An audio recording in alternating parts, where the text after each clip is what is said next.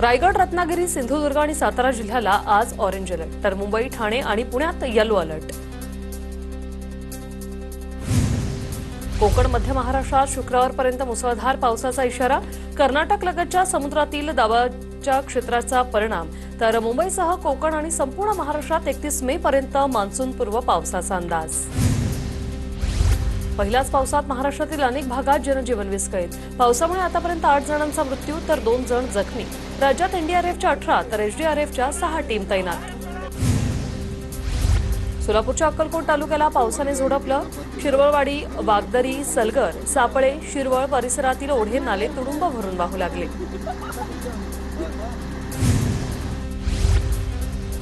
बेटच्या आष्टीमध्ये लिंबोडी प्रकल्प परिसरात ढगफुटी सदृश्य पाऊस. लिंबोडी प्रकल्पातील पाणी शेतात शिरण्याची शक्यता. दरवाजा तात्काळ न बसवल्यास शेकडो एकर जमीन वाहून जाण्याच्या परिस्थितीत. अहिल्यानगर आष्टी जामखेड रस्ता तिसऱ्यांदा बंद. कडा गावाजवळील शेरीमधील तात्पुरता पूल वाहून गेला. बारामती, इंदापूर आणि दौंड तालुक्यात मोठ्या प्रमाणात नुकसान. तब्बल 300 घरं पाण्याखाली. जनजीवन विस्कळीत. अहिल्यानगर जिल्ह्यात पावसाचा हाहाकार. घराचा काही भाग कोसळून 18 वर्षीय मुलीचा मृत्यू. सारस नगर परिसरातील घटना. जालन्यात पुराच्या पाण्यात वाहून जाणाऱ्या तरुणाला गावकऱ्यांनी वाचवलं. मंठा तालुक्यातील तळणीत मुसळधार पावसामुळे नदी नाल्यांना पूर. ग्रामस्थांच्या सतर्कतेमुळे तरुणाचा जीव वाचला. अहिल्यानगरच्या वालुंबा नदीत अडकलेल्या 15 जणांचा रेस्क्यू. लष्करी जवानांच्या मदतीने नागरिकांना बाहेर काढण्यात आलं. वालुंबा नदीला आलेल्या पुरामुळे खडकी, वाळकी, अकोळनेरसह या परिसराला फटका.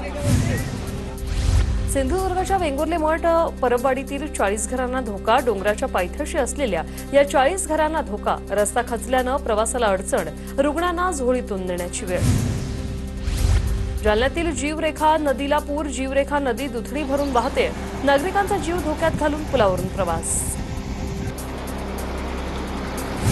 नंदुरबार जिल्ह्यात पावसामुळे कैरी पिकाचं मोठं नुकसान. शासनाकडे तातडीने पंचनामे करून मदत देण्याची माजी मंत्री केसी पाडवी यांची मागणी.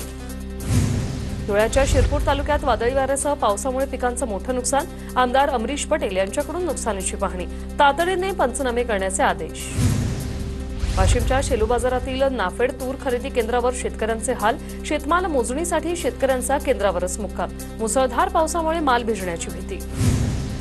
पुण्याच्या इंदापूर तालुक्यातील शेटफळगडे गावातील नुकसानग्रस्तांना खासदार सुप्रिया सुळेंकडून मदत. गावातील ग्रामपंचायतीत सुळेंच्या कार्यकर्त्यांकडून मदत पोहोचवण्यात आली. बारामतीच्या जळुचीमध्ये युगेंद्र पवारांकडून पाहणी. युगेंद्र पवार यांच्या उपस्थितीत नागरिकांना धान्य किट वाटप. युगेंद्र पवारांचा आज ग्रामीण भागात दौरा असणार. नुकसानग्रस्त शेतकऱ्यांना मदत मिळणार. मुख्यमंत्र्यांचे सर्व जिल्हाधिकारी, विभागीय आयुक्तांना आदेश. तर एनडीआरएफ आणि एसडीआरएफचं पथक अलर्टवर. मंत्री चंद्रशेखर बावनकुळे यांची माहिती. अतिवृष्टीमुळे उद्भवलेल्या परिस्थितीचा मंत्रिमंडळ बैठकीत आढावा. नुकसानीचे तात्काळ पंचनामे करण्याचे मुख्यमंत्री फडणवीसांकडून निर्देश. या बैठकीत आपत्ती व्यवस्थापन यंत्रणांच्या सज्जतेचा आढावा. आषाढी वारीच्या पूर्वतयारी संदर्भात आज बैठक. सह्याद्री अतिथीगृहात मुख्यमंत्र्यांच्या अध्यक्षतेखाली बैठक. सर्व 10 मानाच्या पालखी सोहळ्याचे प्रतिनिधी उपस्थित राहणार. उजो रगवणे पिता पुत्राचा एक नवा व्हिडिओ व्हायरल. माझ्या बापाच्या जीवावर हवा करतोय असा व्हिडिओत उल्लेख. हगवणेला पळून जाण्यात मदत करणारे चौधे कुटुंबालाही कारनामा समोर. हगवणे पिता पुत्र संकेत चौधे यांच्या थार गाडीतून फरार झाले होते. नवरा सुयश चौधे विरोधात त्याच्या पत्नीची खडक पोलीस ठाण्यात तक्रार. छळ आणि मारहाण केल्याप्रकरणी गुन्हाही दाखल. जळगावच्या बोरमडीमधील आदिवासी महिलेची रस्त्यातच प्रसूती. तब्बल अर्धा तास फोन करूनही रुग्णवाहिका आली नाही असा आरोप. महिलेला पती दुचाकीवरून रुग्णालयात घेऊन जात असताना रस्त्यातच झाली प्रसूती. जळगावातील घटना अतिशय लाजिरवाणी. महिलेला रस्त्यावर बाळ जन्माला घालावं लागणं ही दुर्दैवी. रोहिणी खडसेंची प्रतिक्रिया. मिठी नदीचा घोटाळा 15 वर्ष जुना. मिठी नदीच्या बाजूला भिंत बांधण्यासाठी केंद्रानं 100 कोटींचा निधी दिला होता. मात्र कुठलीही भिंत बांधण्यात आली नाही. प्रसाद लाड यांचा आरोप. शिंदेच्या शिवसेनेकडून उद्धव ठाकरे आणि आदित्य ठाकरेंवर टीका. व्यंगचित्र पोस्ट करत ठाकरे पिता पुत्रांवर निशाणा. कॅबिनेट मंत्री संजय शिरसाट यांच्या मुलाविरुद्ध गंभीर आरोप करणाऱ्या पीडितेची माघार. विरोधकांनी माझ्या खांद्यावर बंदूक ठेवल्याचं पीडितेचं म्हणणं. सिद्धांत शिरसाटांना पाठवलेली नोटीस परत घेणार असल्याची पीडितेची माहिती. अंबरनाथ शिरसाटचं प्रकरण कौटुंबिक, त्या ढवळाढवळ अयोग्य, अंबादास दानवेंची प्रतिक्रिया. तर महिलेनं तक्रार केली असल्यास रीतसर कारवाई करा, अंबादास दानवेंची मागणी. लवकरच भाजप प्रदेशाध्यक्षपदी रवींद्र चव्हाणांच्या नावाची घोषणा होईल, भाजप प्रदेशाध्यक्ष चंद्रशेखर बावनकुळेंचं विधान. अमोल खोतकर एन्काउंटर प्रकरणाची सीआयडीकडून चौकशी होणार, प्रशासनाचा निर्णय. संतोष लड्डांच्या घरावरील दरोडा प्रकरणातील आरोपीचा एन्काउंटर. अमोल खोतकर एन्काउंटर प्रकरणी घाटी रुग्णालयात कुटुंबीय आक्रमक, दलित संघटनेचे कार्यकर्तेही मोठ्या प्रमाणात उपस्थित होते. दरम्यान न्यायाधीशांच्या उपस्थितीत ऑन कॅमेरा मृतदेहाची तपासणी झाल्याची पोलीस निरीक्षक आघाव यांची माहिती. श्रीगोंद्याचे माजी आमदार राहुल जगताप आज अजित पवारांच्या राष्ट्रवादीत प्रवेश करणार. दरम्यान जगताप हे पवारांच्या राष्ट्रवादीत होते, पण विधानसभेची निवडणूक अपक्ष लढवल्यानं त्यांना पक्षातून काढून टाकण्यात आलं होतं. मध्य पश्चिम भारतातील इस्रायलचे कौन्सिल जनरल कोबी शुशान यांचा मुंबईतील 4 वर्षाचा कार्यकाळ संपला.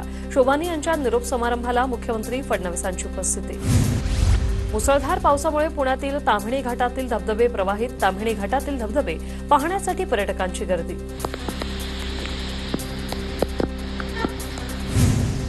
महाराष्ट्रात काल कोरोनाच्या 66 नव्या रुग्णांची नोंद, मुंबईत सर्वाधिक 31 तर पुण्यात 18 नव्या कोरोना बाधितांची नोंद. राज्यात सध्या 325 कोरोना बाधित रुग्ण.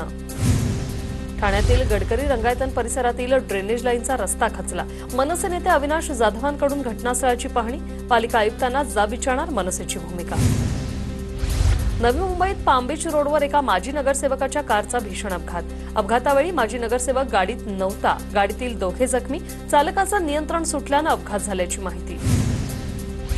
बोईसर पालघर रस्त्यावरील दुभाजकाजवळ एकाच रात्री 2 कार अपघात. घटनेचा थरार हा सीसीटीव्ही कॅमेऱ्यात कैद. एका अपघातात चालकाचा मृत्यू तर दुसऱ्या अपघातात चालक जखमी.